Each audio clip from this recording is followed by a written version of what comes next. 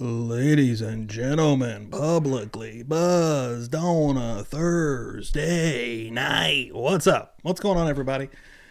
We got Bob Motta about to be coming in here. He's wrapping up a live right now with LawTube Sean. We're going to have a good one here tonight. We're going to be hanging out. If you see the membership thing up there, you're going to want to become a member here tonight because there's going to be a portion of this show that is members only. We're actually going to jump to an entirely different stream near the end of this, and it's going to be called The Will of Secrets. It's something that I'm debuting here. You'll get a little taste of it here on the live.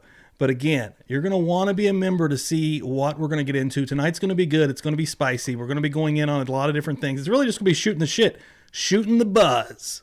So let's go. Let's get ready.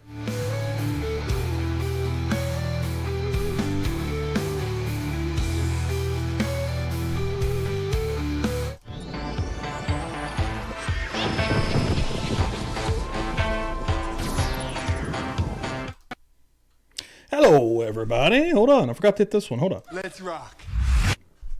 Hit the wrong thing. Let's rock. And I want to make this, hold on. I want to make this a little bit smaller, or maybe move over just a little bit.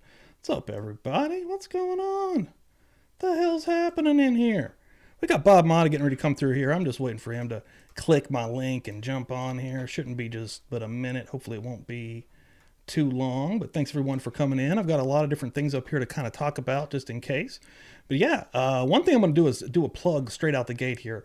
We have just started a Buzz Nation book club. If you're not in that, that is also why you would like to be a member here in the Buzz Nation, because it's exclusive to members only. First book we're reading is The Stranger Beside Me. It's a crazy one. And I'm excited to jump into it. Really, I'm starting the book club so I can really get motivated to actually read. So it's going to be good. Anne Rule wrote this book, who was someone that worked with Ted Bundy and beside him. So she wrote a book and then actually got a nice little true crime writing career out of it. So yeah, we're going to be doing that. That's our very first book. Again, members only, Buzz Nation style. Sunday. This Sunday, I've got an absolute banger on deck. I've got Jack from Never a Truer Word coming in here, and he is going to be joining me to look at this Charles Manson interview. Now, tomorrow on Netflix, a Charles Manson new little docu-series drops. I think it's called The Manson Murders. And if anybody has never read the book Chaos, I would say check that out. It's going to be basically off of that book. And yeah, I've given Jack from Never a Truer Word an insane Charles Manson interview, probably the lesser known Charles Manson interview out there. It's by a guy named Nicholas Schreck, who was basically the second in command of the Church of Satan and was a big guy on the television screens during the Satanic Panic. And yeah, he did an interview in prison in 1988 with Charles Manson. He just lets Charles Manson go off. I wanted Jack from Never a Truer Word to analyze this interview, and we're going to break it down on Sunday, so you're definitely going to want to check that out. But yeah, tonight I've got Bob Motta in here. I think he just jumped in here. Hold on for 1 second. Let me get him over here in real time. Real quick. What's up, Bob? Not much, man. Let me get you in here real quick. Hold on. I'm in this cam right here. Thanks, everyone, for coming in here tonight, though. He should just come right on in here. There we go. What's up, dude? What's up, brother? Dude, you've been working all damn day. I have, man. I have. I was trying to, Sean knew I was coming on, so, Allison was standing there. She's like, Steve, you gotta get off. I'm like, I know. So he knew anyway. Sorry I'm late. I'm a little bit late. Nah, dude, not at all. I was watching too. That was a very good conversation with Bob, man. Yeah, with Sean, excuse me. Yeah, Sean's great, man. He's really... Which we did a show together with Sean, and I've had Sean on, I think, one other time. But, dude, I need to get Sean back on here, dude. He's super fucking cool and knowledgeable. Yes, he's both of those things. He's a lot of fun, too. And, yeah, he's super laid back. You know, he's an easy guy to have a convo with, which is always nice, you know? Yeah, dude. So yeah, so man, I was with you. What's going on, dude? What's not good? Shit, man. I've just been trying to really amp people up and get some stuff flowing here, as we've been talking about. I started a book club for members only here, dude. What's yeah. The first book? The first book is The Stranger Beside Me, Anne Rule. Classic Anne Rule. Yeah. See, I've never actually read this book, but always heard about it. So I'm excited and it gets me motivated to read the fucking thing. So. I love that concept. So what are you going to do? Are you guys going to do it by chapter? So 2 chapters? Like, how are you going to do it? we are still kind of filling it out, but out the gate, we're gonna see how it flows and see how it kind of feels. But right now, we're doing a weekly meetup on Tuesday nights after the normal live. We're gonna jump into a members only, kind of like what we're gonna do here tonight. Yep. And then, right now we're starting off with 2 chapters, just to kind of again fill it out to see if because again, I was kind of playing with 2 or 3 chapters. I don't want to overload everybody or anybody in particular, and I don't know how much time folks have, but I feel like 2 or 3. I mean, yeah, 2 or 3. Like, I then guess discuss. it depends on how long the chapters are. That's true too. I was thinking about that as well. So, and I did read like 2 or 3 page chapters, and you can be like, dude, right, fucking do 5. Yeah. So exactly. So if this one's going to be, so I did read that this is not this book isn't in chapters; it's in sections. So I'm hoping that they're longer sections, and I'm going to be taking notes. I'm going to come in here on Tuesday nights and shoot the shit. And dude, what was cool is I have about 20, 25 people who are interested from the members. It sounds like an amazing idea, because I like the fun part of it is, and what you should do is that like every week you should have one of the people that is like a ride or die in it come on with you. Dude, I mentioned that if people would maybe be down to come on, you know what I mean? I mean, that would be perfect because again, I'm going to be rotate out. Yes. You know what I'm saying? Because then because it's fun in the chat, but it's also cool to have somebody on with you that's also reading it, and they can help fuel the discussion too. You know what absolutely. Yeah, and, that's a really good idea. And tonight, near the end of this show, we're going to be basically jumping into the Wheel of Secrets. All right, the Wheel of Secrets. So it's a game we're playing with Bob, but to finish this game, you're going to have to be a member because we're going to finish that on a members only live. Love that. And once we get over to there, members can also join in on this game. And again, you will find out more details if you are a member.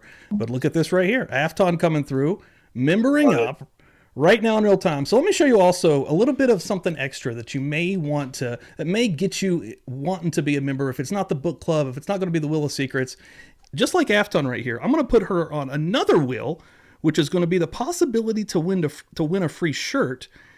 So let me get you on here, Afton, and let me show you this, Bob. I just now put out a bunch of new shirts. Oh, so I wore my amazing Skeletons at the Bar PB shirt yesterday on my live. Shirt's fire. Dude, that's my favorite one, I think now. It's my favorite one. That's a good one. I love that shirt.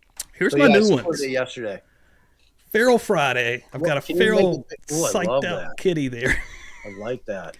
This is my favorite, actually. Conspiracy. I like that too. Yeah, dude. I like the color scheme on that one. Got a Dandy Savage shirt up here. All the color schemes are on point, dude. And I've actually started mixing up. And this one's not really. I just kind of felt like it had the Publicly Buzz vibe. So, you know what? Oddly, it does. So I was like, really throw this. I was thinking, does this dinosaur fit? You know what? It does fit. So also, guys, just like Afton. Keep going through them all. So I like the F and Oath. Oh, dude, F and Oath's on here. And then, of course, we have the one that Bob just got. That shirt, I highly recommend for everybody. Dude. It's great. And it's super crisp and white. And it popped. It popped yesterday on my live, I'm telling you. Dude, yeah, the white really does look cool, actually. I was trying to sit up so that people could see the PB under there. Yes. Every once in a while, because I'm always here, mid chest. Yeah. I was trying to give you some eyes on that motherfucker. Dude, I appreciate that, dude, and I'm glad it got there. Also, me too, dude. I don't know how long it's been sitting there. Because it's I have an old timey mailbox metal thing, box, and then next to it there's this blue thing that they used to put newspapers in. That's where you'd put the news, when they, back in the day when they delivered newspapers. Yeah. So I never look in there because no one's ever put mail in there. But I think I hadn't gotten my mail in a minute. So it was packed. Dude, I'm the king of that, actually. Oh, dude, I'm the worst at it. I'm as bad at that as I am going to the post office and mailing shit. Dude. So as you can imagine, so it was packed with shit. So I think it was so full that they jammed that in there. Because as soon as I went in there, I took a peek. I'm like, boom. And I live out in a spot. Yeah. I live in an area where no one's going to steal my shit. So, but one thing right now, we have 4 names on this wheel. And once we reach 12 names, we will have a spin and I'll give away any shirt that you guys want. So, oh, hell yeah. Yeah. So I'm trying to add a little bit of something extra for the people that are all in on Buzz Nation. And just so you guys know, I won that shirt from a wheel spin. So, and it was not like, you guys know, Steve's fucking wheel is not rigged. No, it's not. Not the wheel of names. He's got an actual wheel that he spins. We all see it. There's no rigging going on. I like, for whatever reason, I've been lucky twice on PB. Dude, you've done well on there. I've won 2 things on PB. So, and I'm just going to show, we're going to start on here. So I'm going to show this. So for the Wheel of Secrets, it is actually going to be a virtual wheel tonight. So I've already set it up. Ooh, like it's because you have so many secrets you want divulged. a little bit of a tease here. And really the game is really for again, it's for my guest. It's for Bob. So I've got a couple of different categories and they are doubled up. I've got 12 on here, but I'm going to read out the 6. Serial killers, Bob's war stories, twisted defenses, courtroom blunders, infamous evidence, and cold cases. Now, I've got a slew of questions already prepared for any of these that will, I don't even, we don't know what's going to happen. You spin this thing, wherever it lands, I've got some questions lined up. I'm going to do a couple of here before we go over to this members only live. But once we get over to the members only portion, that's when you guys can also let us know maybe some questions that you have pertaining to any of these categories. So I've been brainstorming, trying to get some stuff moving. Like, Steve did not feed me any of these questions ahead of time. Dude, so he doesn't know any of them. I don't know any of them. Dude, I've got a slew here. And I did think, I'm like, should I send Bob the questions? But I think it's better to just be it's way better this way. Yeah. Put me on the spot. You know what I mean? Absolutely, dude. Everybody in here right now. Holy shit. Let me see. I'm missing some stuff already. Oh, shit. Yeah, what's going on here? Hella's coming in here. What's going on, Hella? Gamby's in here. 13 months in this son of a bitch. Oh, the best, dude. Don't forget to hit that like. She knows what's up. Jesse, there we go. So, Jesse, perfect. Now, what just happened to you, Jesse? You're not only on the wheel for the shirt, you're also going to be able to see this dope-ass special here tonight after this. So, there you go. Get the hell in here. And now we got 5 names. Winning. Give me the loot. Give me the loot. Hell yeah. Give it a little love here. Is that working? Welcome to the party, pal. Hell yeah. Let me see what else is going on here. Hold on. Laura. Now, see, that's not the only way to get on the wheel. Anytime anybody gives a super, Cash App, Venmo, PayPal, that also gets you on this son of a bitch. So look at that. There's so many ways. Ooh. So many ways to get on the wheel. What else? We're not even done. Best way, though, I've decided is definitely membership, though. That's the best way. That's the more bang for your buck, dude. Definitely more bang for the buck. Absolutely, man. Hold on, because you do a lot of like I'm negligent about like Alice and I were just talking about it 2 nights ago. Like, we have to really up our membership game because like she started looking at like the numbers and she's like, that's where it's at, like the membership thing. Because and you're great about it. You do a shit ton of stuff for members only. So dude, I gotta pick up the pace, dude. I'm trying at all times to because I will get into like a still moment of almost like, man, I don't know. Like I started getting magnets, I started getting stickers, I started getting keychains because I just got tired of just giving away shirts, and now I got stuff that at least it mix it up with. So tchotchkes, man, everyone loves tchotchkes. You know what I mean? Tchotchkes, what's that? It's just like little knickknacks. Oh yeah, dude. Actually, anytime I bring up the keychain, people are loving the shit out of that. So yeah, dude, I'm always brainstorming. I'm like, how can I give something a little bit extra to get some more folks in here but I'm going to tell you right now, and I know you love the idea and maybe even use it yourself, the Wheel of Secrets. I think that's a good one, dude. Oh, hell yeah. Bro, I was like, man, I want to, I literally was brainstorming and I was like, man, I want to figure out something fun to do. It's like a game that's not a game, right? That's also can bring some kind of knowledge. And, again, if I hit you with any of these legal questions that we kind of have out here, dude, it goes right into true crime. Yep. Who knows where the conversation could branch off from there? So who knows, man? Yeah, dude. Like only the wheel knows. That's the truth. That's the truth, man. Yeah. Everybody in the chat right now going absolutely insane. Love it. Let me just make sure I'm not missing anything real quick. Actually, somebody just came in through and bought one of these shirts. Hell yeah. Carrie, thank you so much. Just got the conspiracy shirt. I like that. Good color scheme. I got to get that one. The color schemes are on point. I didn't show this actually. Hold on. If you do pick that one, dude, down here's more colors. Oh, let me see that. Let me see that teal one. Yeah. See the teal with that's the one that Carrie just bought. Oh, yeah, that's the one. Pops, dude. That's that Pops. Pops, bro. That's it. Hell yeah. Before You've been crazy all day, but did you just see this Kohberger shit come out that's exposing the text No. between Dylan Mortensen and Bethany Funk? What? No. Yeah, Fucking dude, put we 'em got a up. little bit of Let's see 'em. insight here. Let's go. Let's look Pull at 'em this up. here. I have not seen that. I have Hold on. not seen that, dude. Let's see here. Who filed it? Well, I can actually get it better over here. Because you remember, I This is the just state. posted the other day, dude, the shit with the judge, man. That order. I know you saw it because you commented on it. Because like the judge is like, this filing shit under seal thing is not supposed to be the norm, and I'm always complaining about. Yeah, I'm all about this guy right now because this guy is like, dude, Hitler's been cool, I think, so far. I think so too. I like this as well. Like when he's denying shit, at least he's giving a basis in the law and citing cases and giving a written opinion. It's like, that's what you want from a judge. You know what I mean? Dang. All right. Let's see here. Argument in the case at bar starting on November 13th. Make it bigger, 2022. Steve. Oh, there you go. There you go.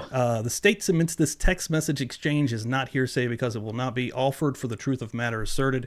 Instead, it would be offered to show a timeline for the night. Dylan, was awake and texting at 2:10 from 4:19 to 4:21. Attempts to call BF, Bethany, Zaina, Kaylee, and Madison, all calls unanswered. The records of these calls are not hearsay as they each do not meet the definition of a statement, oral assertion, written assertion, or nonverbal conduct intended as an assertion. So Here we go.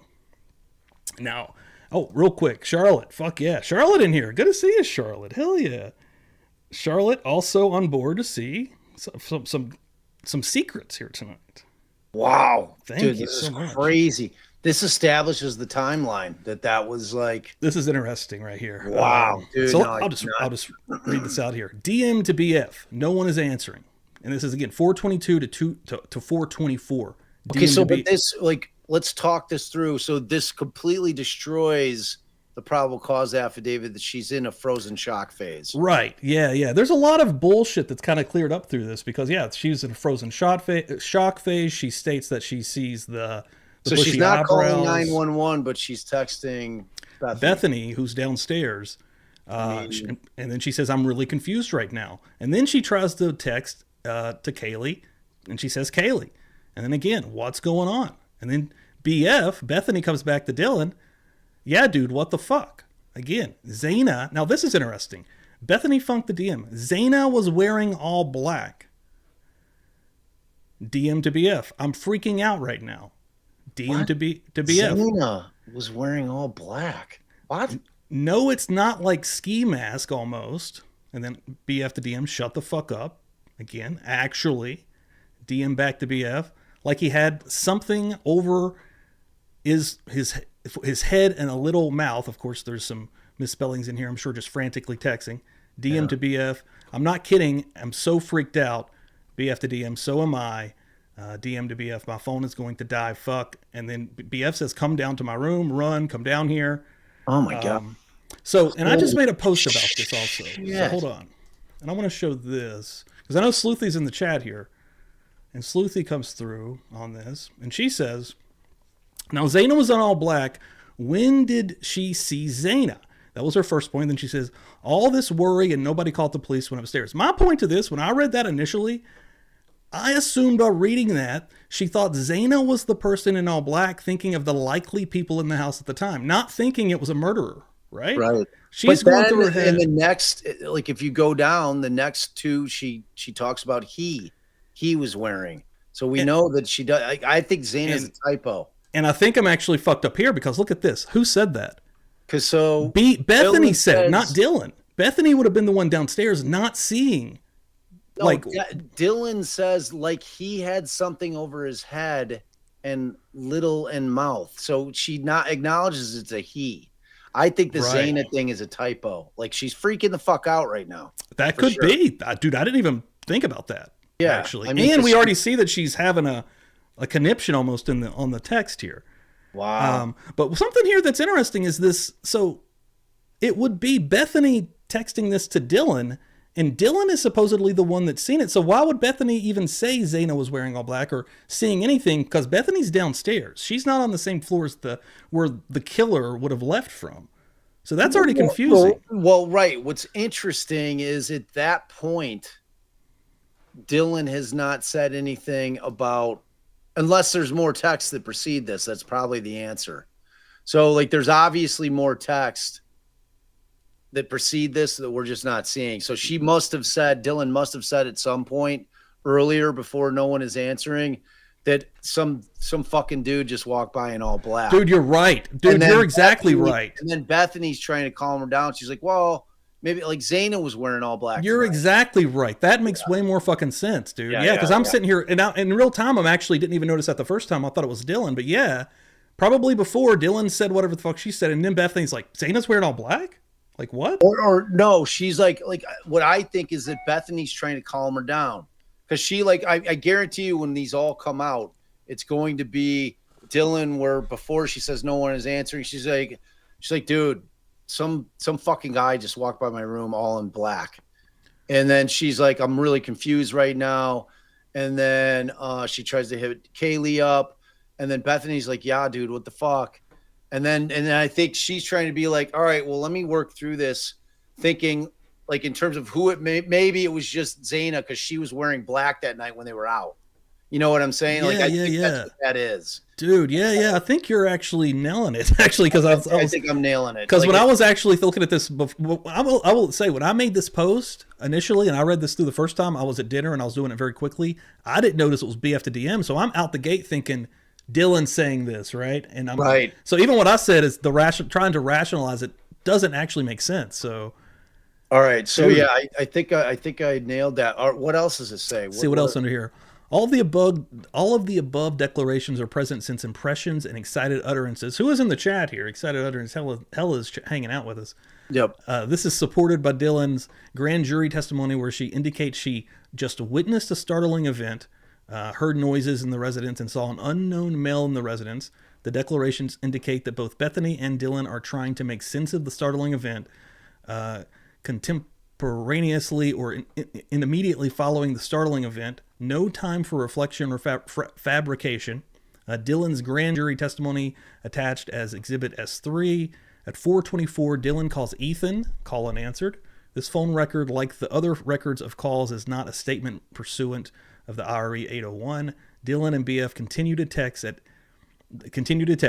At 4:24, Dylan texts Bethany, I'm screwed though, and Bethany responds at 4:25, I know, yeah, I know, but it's better than being alone.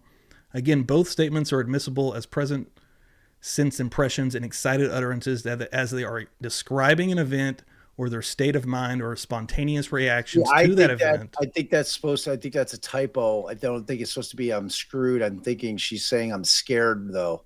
Like, and I think you're right. In there. I mean, right. So this all begs the question: why the fuck didn't they call 911? Dude, that's the ultimate question. Like, without being fucking mean, young people are fucking stupid. But if you are in a position to where you think that something is happening or someone is inside the house that shouldn't be there, even if it's a burglar and you aren't suspecting murder, you're going to call 911 or you're going to. Unless the fact that it's a party house stopped them from making that call because they had shit in that house that they didn't want the fucking cops in there. Because we know now that she wasn't in frozen shock phase, that she's trying to hit everybody up. She knows something's fucking way off. She doesn't just think it was like a hookup. They're both fucking scared. They're sitting down in that room and inexplicably, the cops don't get called until just shy of noon the following day. Dude. And we know that crime scene gets completely contaminated by the frat boys running around in there. Like, that's what I've always been saying about this case is like this crime scene is going to be a shit show. It's going to be an absolute shit show because we have no idea what those dudes were doing in there. And like my feelings are they're trying to pick up all the bags of weed, you know, all the little bags of Molly and MDMA. It's a party house. They're college kids. Like, that's not casting shade. That's like being real about what the fuck they're doing when they're raging down in college, which is all that shit. It's the only explanation as to why. Like, I'm going to be very curious, and the state won't want to put that shit in. Like, if there's text like, well, should we call 911? She's like, no, fuck no. We have too much shit in this house. Like we can't have them like. And even if they don't have the shit, they would be worried about their friends that may have the shit. That's what I mean. Yeah, like, dude. Yeah, not them. Like, they can hide their shit. Yeah, like, dude, that is true, man. Flush their shit down in the toilet before they call 911. You know, but it's like they're terrified. They feel like they're stuck in their room. They're not going to go walking around, and they're afraid to call the cops for some reason at that time, dude. Wow. No, I did not see this. And yeah, again, I was completely reading this completely wrong, dude. I think that happens a lot too. Like, like, I like that, you know, when you can get on here, which we went through this case on many different occasions. Hell, with Sleuthy one night. And dude, it's so easy to kind of go in these different directions, and you know, 100%, man. Like, dude, everything is interpretation. You know what I mean? It's like everything. That's a perfect example of like two people reading the same thing and coming up with completely different things. It's all about perception and interpretation. That's the law, like right there in a microcosm. You know, it's like, that's exactly what you get. You get the same set of facts, and you get, you know, obviously we don't have the advantage of seeing what preceded it in terms of text going down. I mean, wow. Yeah, I can't wait to. How long is this thing, Steve-O? I don't think this is very long. Let me keep going here. Let's see, go down here at 4:27. Dylan calls Consalves, Kaylee, again unanswered, of course. At 4:28, Dylan calls Kernodle, Zaina, unanswered. These are not statements pursuant. At 4:32, Dylan sends a text message to Kaylee stating, "Please answer." She's starting to freak out. This statement is a present sense impression, shows Dylan's perception of events, and excited utterance. So that's, Steve, that's a hearsay exception. That's why they keep saying that. So present sense impression, excited utterances, those are exceptions to the hearsay rule because they consider them to be reliable. Or in a present sense impression, you're not offering for the truth of what the text message itself is saying. You're offering it to give what that was going through that person's mind in that moment in time. That makes total sense too. Yeah. Honestly, yeah. The next morning, Dylan sends the following text messages, and this is 10:23 the next morning, dude. So they must have passed out. What? Yeah, they passed out. So now we know. So they're awake by 10:23. Text Kaylee, "Please answer. Are you up?" To Mogan at that time, again, "Are you up?" So nothing. These text messages are not hearsay because they will not be introduced for the truth of the matter asserted. Even if deemed hearsay, they are allowable as present sense impressions as they reflect the consistency and continuation of Dylan's text messages from the night prior. So, got a little bit more here. Night prior, and reflect her then perception of what was then occurring. Again, waking up, realizing that she had not heard from her roommates. At 11:39 a.m., Dylan had a text exchange with her father, Bethany. I don't know why that's there, actually. These statements are not hearsay as they will not be introduced for the truth of the matter asserted, but instead to show a timeline for the morning. At 11:50, Dylan receives a text message from Jay stating, "Bro." This text message will not be introduced for the truth of the matter asserted. At 11:50, Dylan calls EA. This phone record is not a statement pursuant to IRE. Receives a text message from Jay at 11:51 and a vandal alert at 1:04. These texts are not hearsay because they will not be introduced for the truth of the matter asserted, but instead to show a timeline for that morning. DM and Bethany testimony. The statement anticipates that both DM and BF will testify at trial. The state intends to ask each witness about statements made to them on November 13th, the day. This testimony should substantially replicate the testimony that they provided at the grand jury proceedings. The state submits the statements from both Dylan and Bethany to each other are allowable hearsay because they were present sense impressions and or excited utterances. Previous adjudication, Judge, missed that guy, has previously ruled that the text messages and statements to Dylan and Bethany are present sense impressions and excited utterances, holding both the text messages and the testimony of Bethany as to what Dylan told her were admissible as exceptions to the hearsay rule. Wow. This is like, I mean, it's pretty interesting, dude. This is super, and this is what I keep trying to tell people about this case. I'm like, we don't know anything about. That's what I keep saying, bro. Like, it's gonna, dude. In the trial, dude. I also put this up here. I'm gonna show this, and this may piss some people off. But I don't really give a shit. Hold on.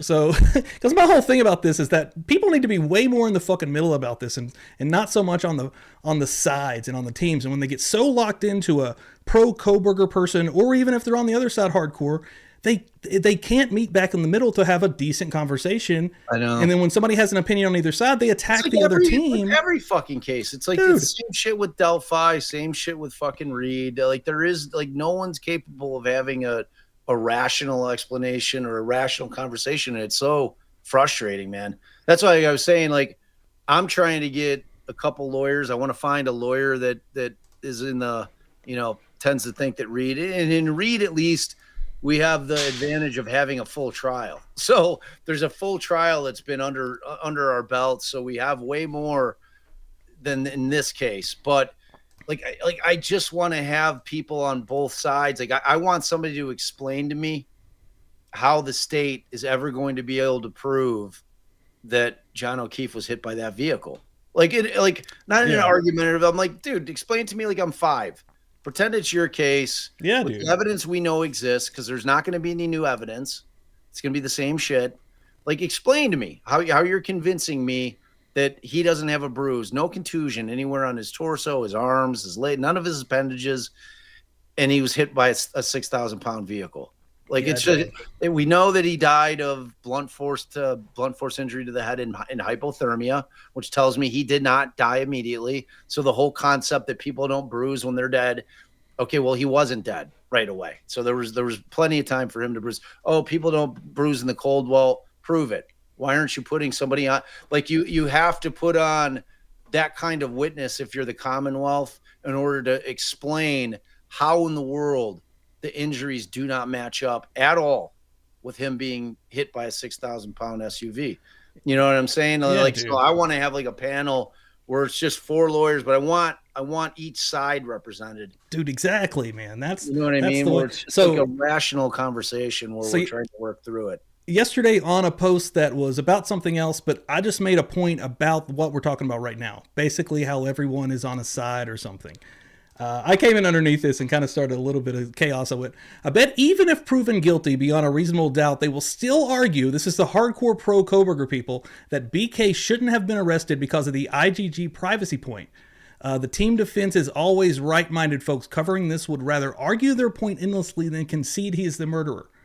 Like, even if they prove that he's the guy, they're still going to be coming through back to that point, which, in my opinion, if they can prove beyond a reasonable doubt that he is the murderer, and then you go back to that, the IGG privacy point, maybe the law enforcement shouldn't have actually got that, that's null and void for me at that point in time. It's null and void as soon as it gets denied during the pretrial motions. It's done. The only time that it can ever have any effect ever again is if he's convicted and they appeal it and they say it after that. Because the fact of the matter is like once pretrial motions are done, it has no impact on the trial. If he's denying them putting that in or getting into that during the trial, it's irrelevant. And they're not going to need to get into it because they got Kohberger's DNA proper. Exactly. Yeah. So it's here in the chat, DB, Bob, you said the PCA was solid and I think he's the guy. You know why? Because they have his DNA.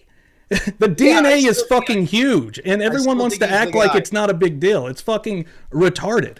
Honestly, are you guys not? Am I coming off like I think they might have the right guy. Like you can have. Dude. Here's the and dude, we're doing it literally in real time. You can have the opinion and have the conversation either way, and still feel a certain way. You don't have to be locked into these bullshit sides. Like and my operative term is think. Like my whole thing is we have to wait to trial.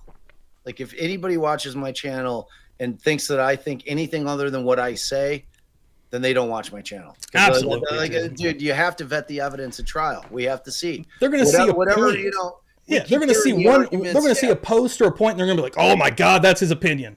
Dude, I change my opinion all the fucking time, like with new evidence or new facts, for the matter. Hey, we can completely see you.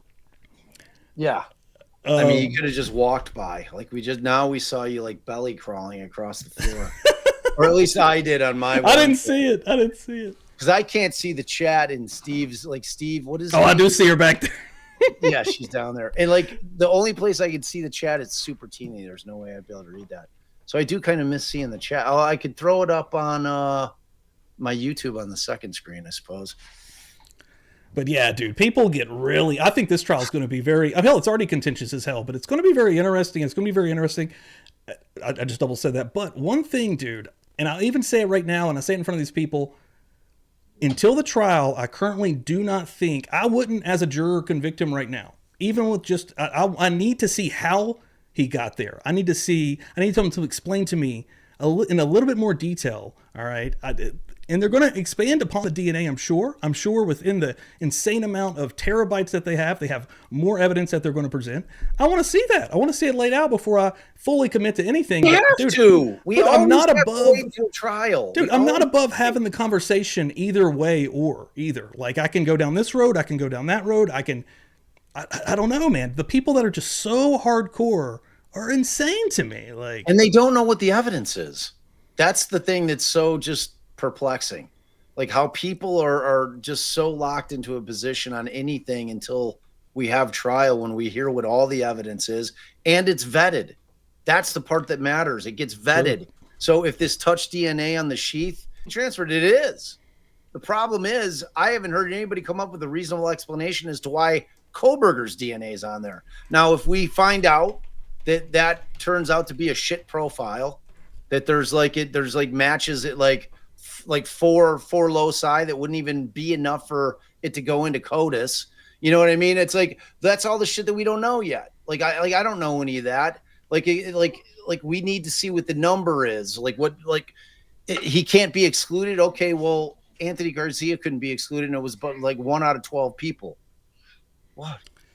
Yeah, and in the chat here, I'm seeing a little bit of heat coming through. I'm going to pop some. Do you guys not have school? Oh, we do. Oh. Tomorrow before school. You think I'm going to get up at the crack of dawn and drive you to Starbucks? How do you think that works every day for me? Dude, they're getting rid of so many drinks at Starbucks. This kid's like, number one, she's getting a shoulder ride from her friend, so she's like 7 feet tall, and she's asking if I can get up at 6:50 to drive her to Starbucks. Oh my God, you got a giant behind you there. Sleuthy, let me look through the chat here. Sleuthy saying, we can't ignore the blood in the house and that male DNA. Agreed, but again, there's a lot of reasonable explanations for that, whereas I'm having a really hard time, if it's a strong profile for Kohberger on that sheath, as to coming up how that would have ended up on that sheath, even if it's touch DNA. Like give me the blood on a railing. It's a party house. There's a bunch. What? I'm in the middle of a live here, sis. Out. They're jumping in on the convo here. Maybe. I'll give you a hard maybe. I'll probably bring you over there. I don't even know what time it opens. Check what time it opens. Hey, over there. This is my opinion of this hella is why I love Bob, is that he can look at this from not just the defense attorney perspective. That's why I love actually hanging out with him, because he just isn't married to that perspective entirely. No, and a lot of these defense channels only go that route, period. Excited utterance. I'm not representing Kohberger. I always look at it like that. The part where I'm being a defense attorney is where I'm telling us all that we have to wait till it gets vetted at trial. I'm allowed to have an opinion based on strength of evidence early on. Like I keep saying, I'm pretty sure that Huerman's the right guy based on the bail application that I saw. This case, actually, to that point, I haven't seen too many people going, they're not doing this for him. No, actually, I made a post about that. It's because he's a fucking ogre, giant, ugly piece of shit, and he's not Kohberger, right? I think there's a lot of Kohberger people, and this is not to anybody in chat. Don't get any heat on this, but maybe it's because he's a little bit younger, and maybe there's a little bit of a crush going on with some of these ladies. I don't know. Maybe. Yeah, but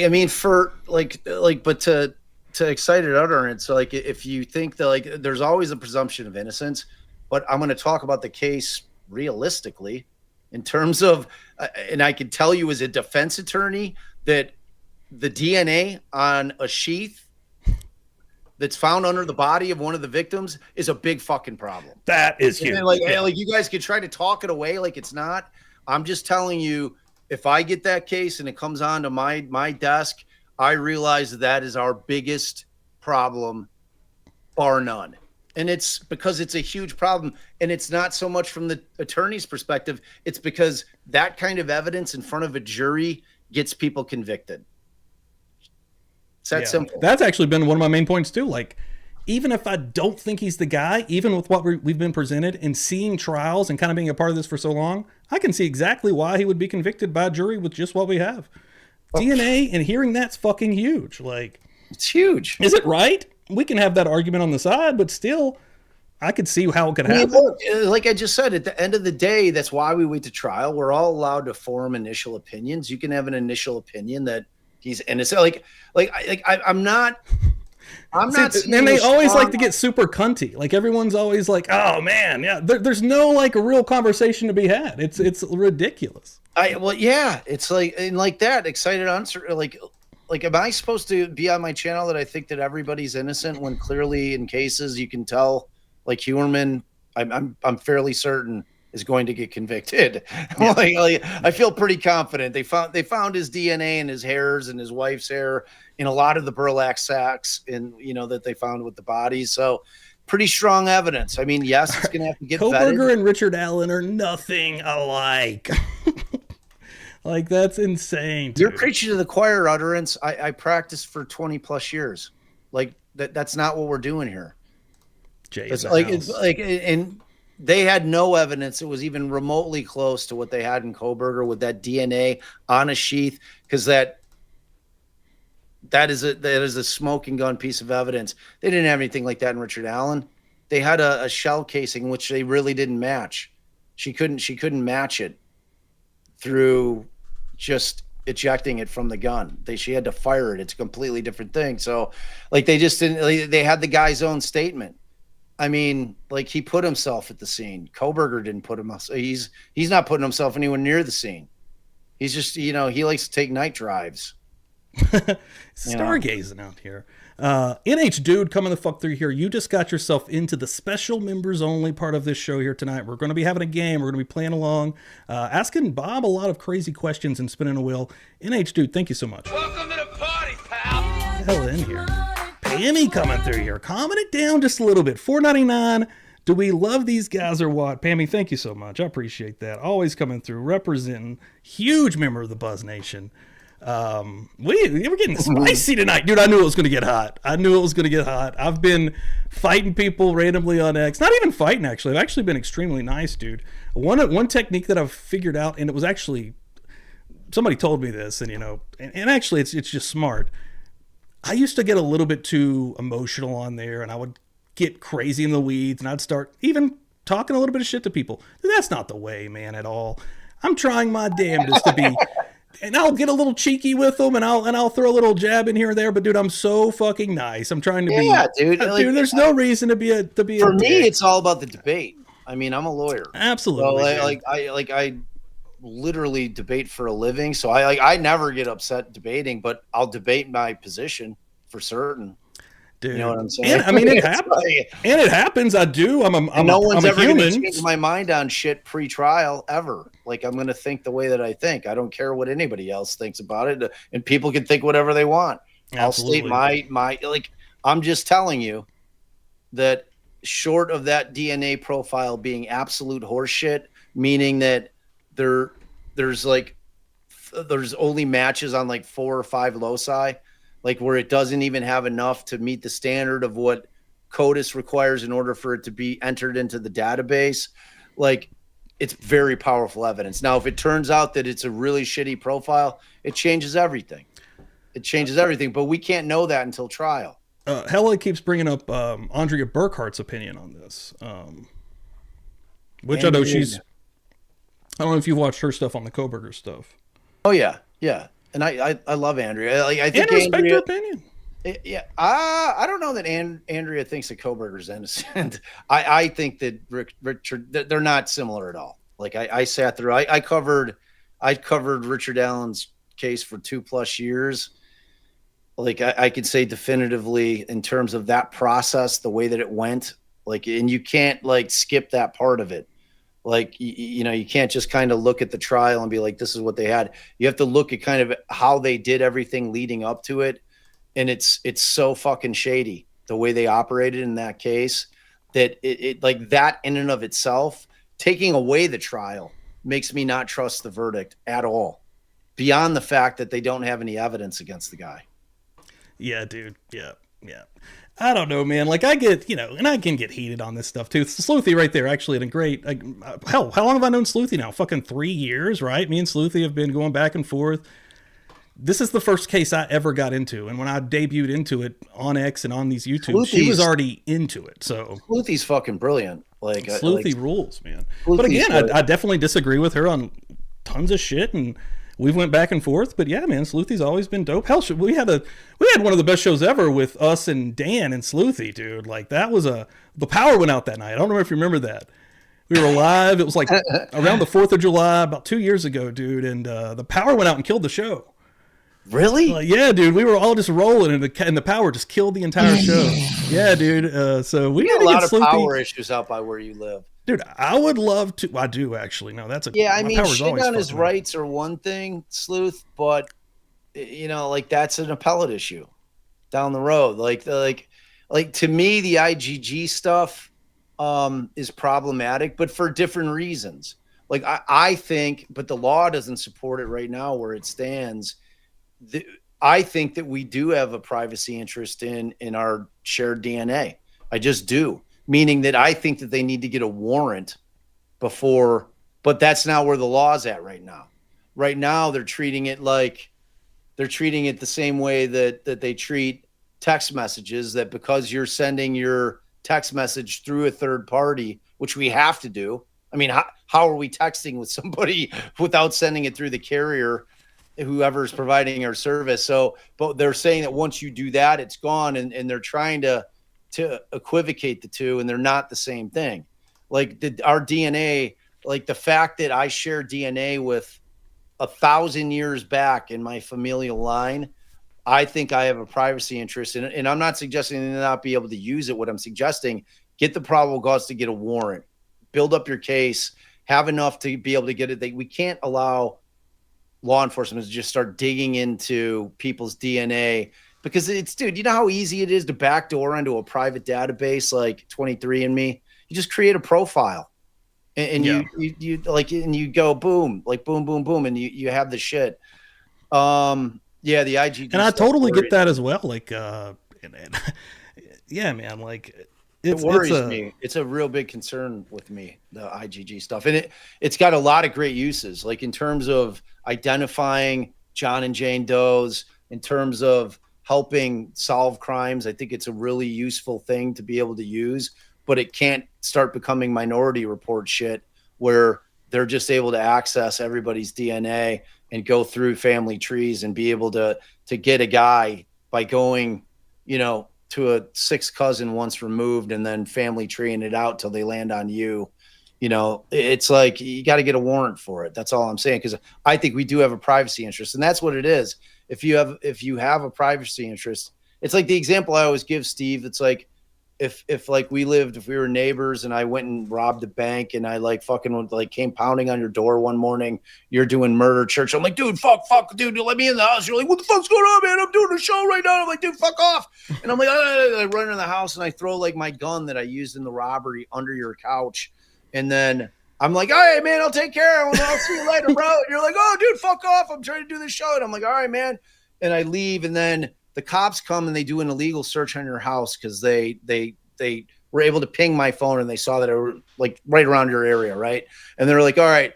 And for whatever reason, they think that I'm still in there. So they come in under the guise that, they have the right to come in because of exigent circumstances. So they come into your house and they look under the couch and they find the gun. And then they arrest me because they find my prints or whatever on it, and they arrest me. I can't, when I'm at like I'm arrested and I'm awaiting trial, I cannot file a motion to suppress based on an illegal search of your home because I have no expectation of privacy in your home. So even if they found my shit in an illegal search, now if you got arrested for something, you'd have the ability to file a motion to suppress. Does that make sense? Yeah. Yeah. Yeah, dude.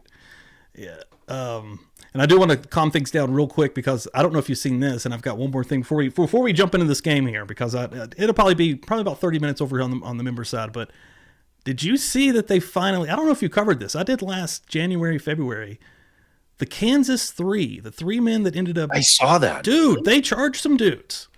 The owner of the house and another guy that I guess supplied the coke and the fentanyl. Dude, I mean, like, I think we did a live about that together. I think we might have actually. Yeah, I was into this one. Yeah, we both were. As a matter of fact, I'm almost we've done a lot of lives together, but I'm almost positive, and I know I called that one. I'm like, you know what happened? They got bad blow. Yep. There was no doubt in my mind. I'm like, that has it's got all the indicia of a bad batch of coke, dude. And fentanyl's in everything now. Like, well, it's because it's cheap, and they cut it, and it gives you a little bit like it's not shitty like baby laxative. That's like the shit that they used to cut blow with, you know. So they start and like they don't realize how lethal that shit is. So like you got knuckleheads in there, like when they're prepping their kilos and doing their fucking getting their sacks ready, they're fucking putting too much shit in there. Like they're not intentionally trying to kill off their customers. Yeah, like that, yeah. I guarantee you, it's just really, really sloppy, and it's super, super deadly, super dangerous. Yeah, dude. And like I've never done coke in my entire life. I've really just done lots of weed. Yeah. So to be frank about it, so like anytime I was back in the day when I would have been at a party situation, it was, dude, I've watched. The reason I didn't do it's because I watched movies and TV. I was like, man, that seems really addictive. That doesn't seem fun.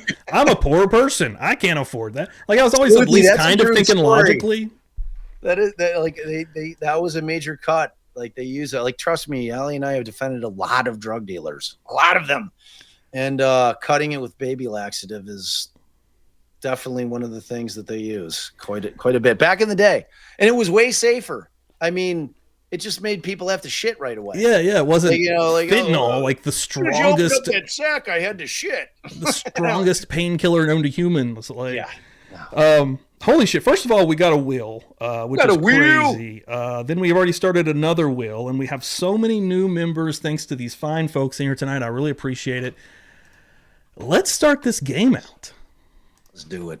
Let's spin this thing. Again, the categories are serial killers, Bob's war stories, twisted defenses, courtroom blunders, infamous evidence, and cold cases. I got them doubled up, and we're going to spin right now, and let's see what we hit here. Again, I'm going to do a couple here, and very soon, guys, we're going to be jumping over to a completely different stream. It's going to be members only.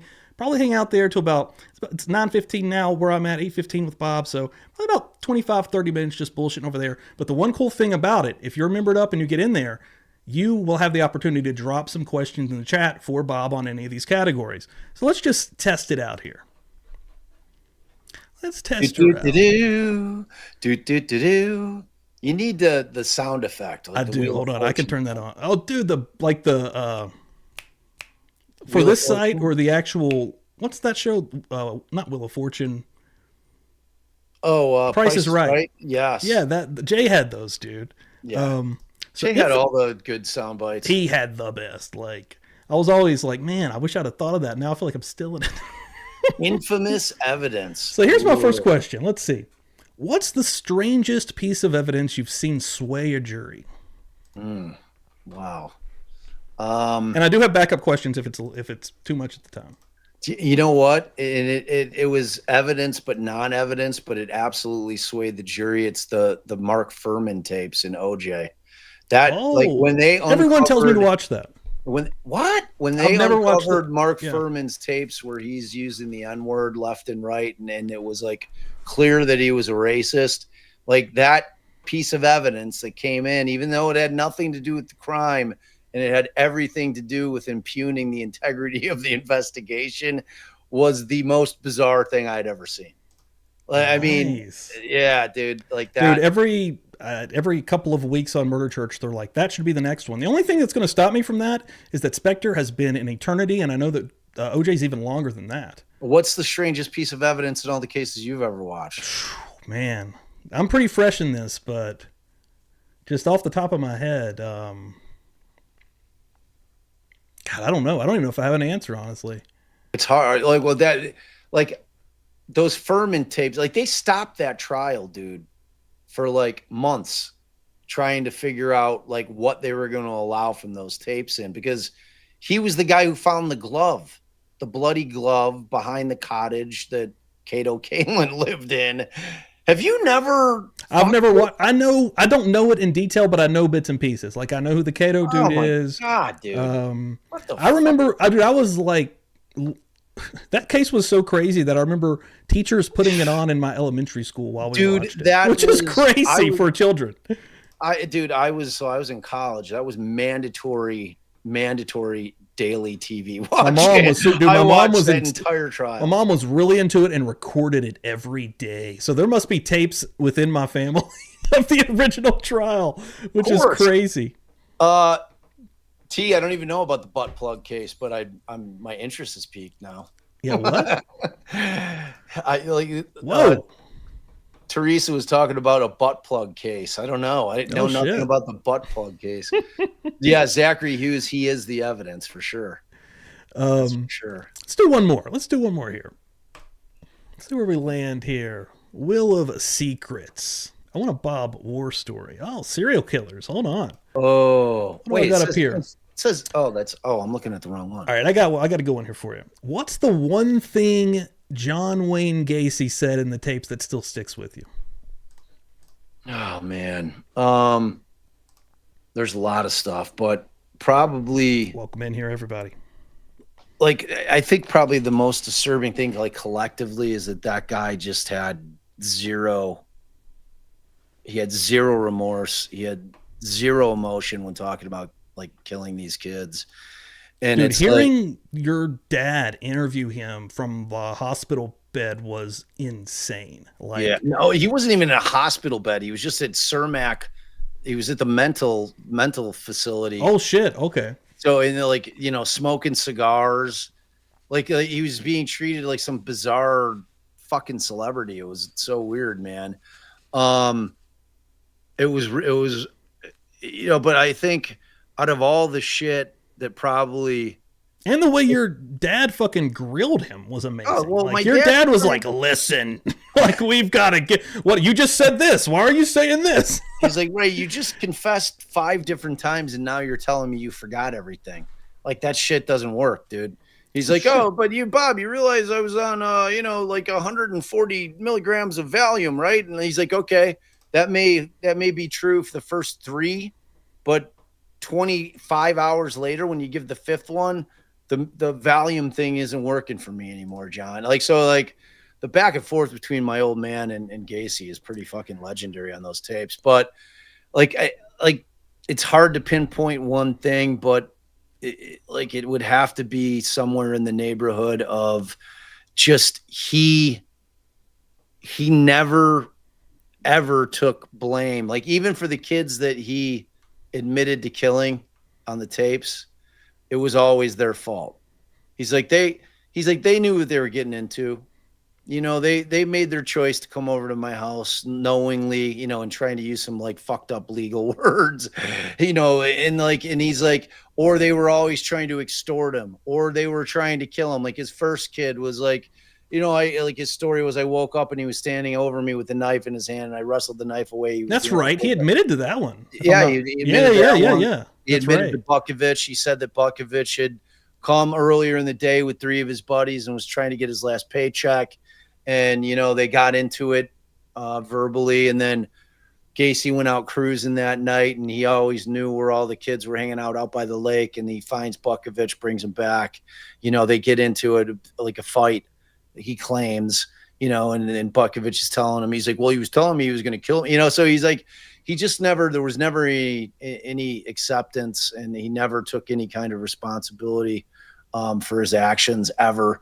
But it was like, beyond that was the lack of humanity that guy had. It was like, he was talking about killing kids like he was talking about washing the dishes. Yeah, dude. Taking it's the very garbage disturbing. out. And anybody in this Chat that hasn't listened to his Gacy tapes, holy shit.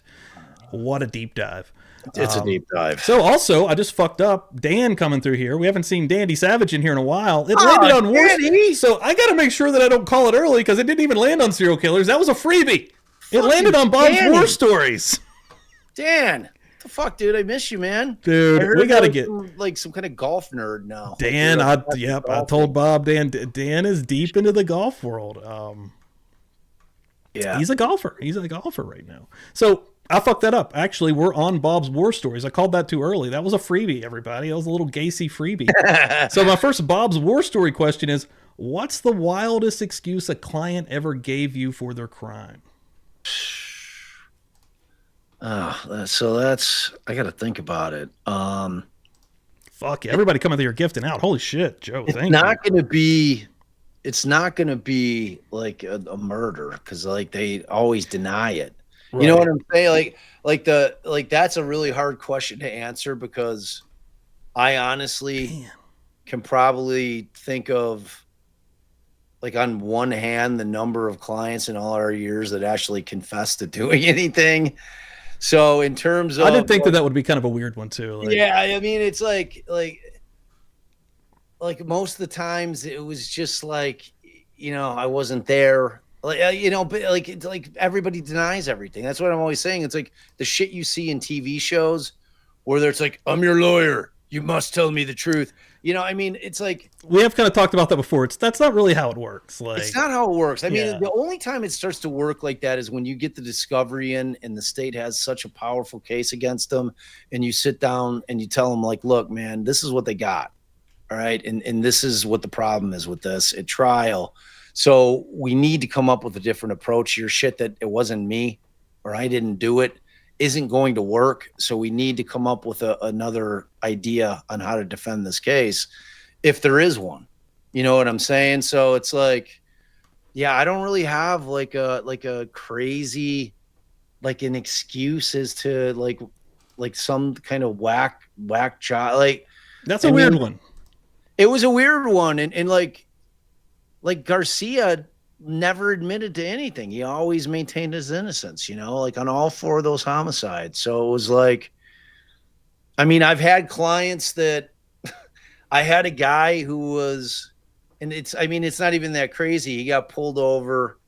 They get him out. The dashboard cam on the cop car was a little skewed. So it was like, you could see one hand when they're searching him, like when they get him out of the car. And it was like they got him on a DUI. They ended up arresting him for possession of cocaine as well. But they claimed that they found the cocaine in the curtilage, like near where he was parked, claiming that he had tossed it. Oh, okay. So I'm like, but here's the problem with that theory. I'm like, you never had eyes off of him. And my guy's like, that wasn't my blow, the whole time. Right. He's like, dude, that wasn't my shit. So like I end up like flame throwing this cop on cross because I can see that my guy's 2 hands never leave the trunk of the vehicle, like from the dashboard cam, you know? So like I get the cop who arrested him, destroy that guy. They call his boss in and like I get him on the stand and I flame throw that guy too, to the point where like we took a break after it and like, and this guy was like a lieutenant. So he was out in the hallway outside of the courtroom. He's fucking furious. He's like screaming at like 2 of his cops that were out there waiting, to the one that just had testified. He's like, you fucking idiots, you know, like just like ripping him a new asshole. So I end up getting an NG on that case, you know, like where I essentially was able to sell the jury on the fact that the cops planted that blow there because we can see my client's hands the whole time. Like, yeah. So like after we get the win, my client then turns around and says, yeah, that was my blow. So I was like, oh, whoa, really? that answers the question. That's perfect. Holy shit. So I was like, wow, like that rarely ever happens though. But like in that particular situation, He did. He's like, fess well, up. actually, let me just. He's like, yeah. He's like, you did a really good job, man, because that was definitely my coke. And you're like, well, you know what? That's what I do. And also, like, who gives a shit? That's a personal choice, friend. Yeah. So I mean, what I about really did think, like, because going into it, he told me it wasn't his shit.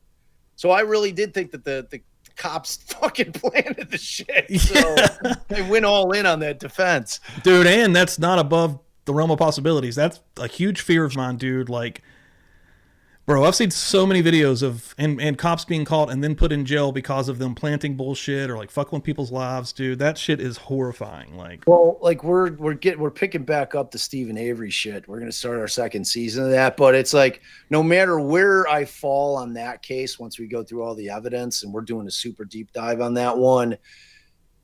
The one thing that I feel very, very confident about is that the cops planted that fucking key in that fucking room. Like, do you know anything about the Avery case? dude, I don't know a lot about it, and people have told me to watch the docs and stuff, but I've never dove deep. So I know loosely some of it. It's a pretty interesting. But if you're about to get back into it, maybe I'll dive back into it as well. Oh, dude, it's that's great. one thing I'm trying to do right now. I'm trying to kind of get like an array of like different cases that I can just sink my teeth into.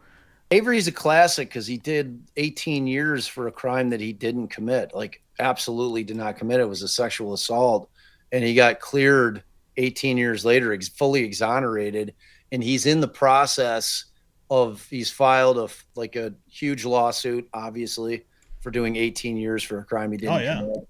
And during the time frame while his civil suit is pending, this woman who worked for Auto Trader magazine, and she was the photographer, and they own an auto salvage yard up in Wisconsin. So she came out, and on this particular day, because they were listing his sister's van, because it was a compound, like all the Averys lived on it. It's like Steve lived on it, his parents lived on the compound in different houses. His sister lived on it, and then his other brother lived on it as well. I don't know if Earl lived. I think Earl was no longer living there, but Chuck lived there. So on the day that she goes missing, she was there. And like from the way it looks, it was either she was there last or second to last. So they end up and he's got beef, obviously, with these cops, right? He's suing them for the investigation that they did for millions of dollars. Yeah. So like I'm sitting there thinking, I'm like, all right, this guy's like on the verge of getting a huge settlement. Is it possible like that he is just so unhinged that he can't control himself, and he actually, when his entire life is about to change, that he's so unhinged that he does this and kills this woman? And because they end up finding her vehicle in the salvage yard, like parked like in the back of the salvage yard with a piece of plywood over the hood, like a big tree branch on it. And then ultimately they end up like sifting through like the burn barrels and the fire pits, and they start finding her bone fragments. And it's like, he's like, dude, I was fucking like framed.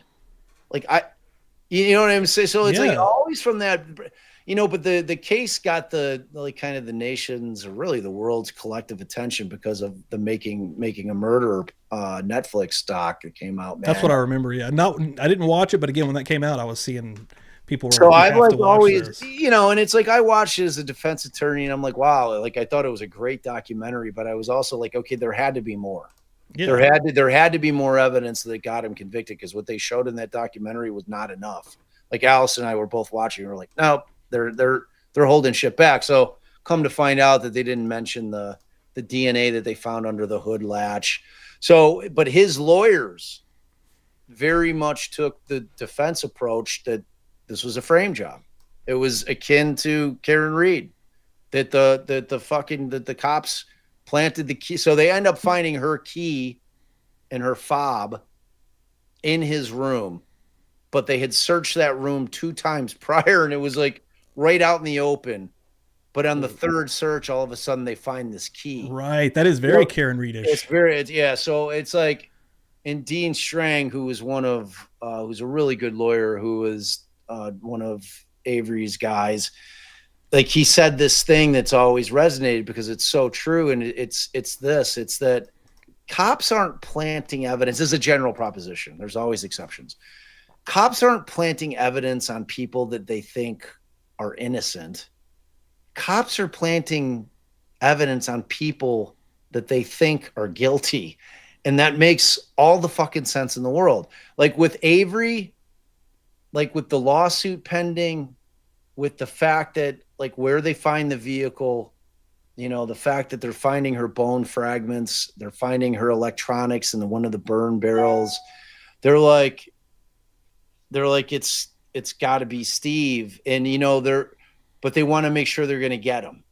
So that's how they're rationalizing it. They're like, this is the fucking guy. This is the fucking guy. I don't know. Because there's a bunch of other dudes that live on the property. Yeah. And they're all fucking like creeps. Like Chuck's a creep. Earl's like, they've all done creepy shit with women and just they're fucking, they've got, and then you've got his nephew, his sister's kid, Bobby, who like they end up finding like his search history is like mutilating women, like murder porn. That's not good. All this dude, it's all this crazy shit. That is kind of like Delphi a little bit with some of the other stuff that we know about some other characters that are not arrested. It's a really interesting case. And that's a trial that you could stream one day. It's another long one though. I don't know that it's Phil Spector long. I will say the next one's going to be I'm going to pay attention to make sure it's not this long. Like I don't mind a long trial, but my God, you've been doing Spector. Dude, Dahmer was long, but it's not this long. Like no, I know. Jesus, fuck. There was a lot more victims with Dahmer. So dude, yeah. Something. Dude, some weeks on Spectre are spicy and really fun, and then other ones are so fucking boring. Like, I know. But yeah, no, it's still, but I have to finish. We're so deep. All right, we're about to go to a members only. If you have not, dude, so far we have 28 new members tonight. Thanks to you fine folks. Come on over. We're about to jump right now. I'm about to end this. I'm about to start up the members only, guys. And if you're a member here, you're going to be able to continue this game with us. So, Bob, thank you so much for this portion. Again, he's about to come over to another portion, guys. Make sure you're in here. Are we going to kick or are we going to still be on the tube? We're going to be right here on YouTube. Yeah, I will literally stop this stream and start up a whole new one. Okay. But it won't be, it'll be basically like we're going to kick, but not. All right, you'll send me the password. But anybody that isn't going over tomorrow night, Feral Friday, Joe Schmo's going to be on here. We're going to be watching a movie. We're going to be hanging out. Hell yeah, come to fuck through, guys. And if you're new in here, welcome in. Let's go. Let's go. Nothing to see.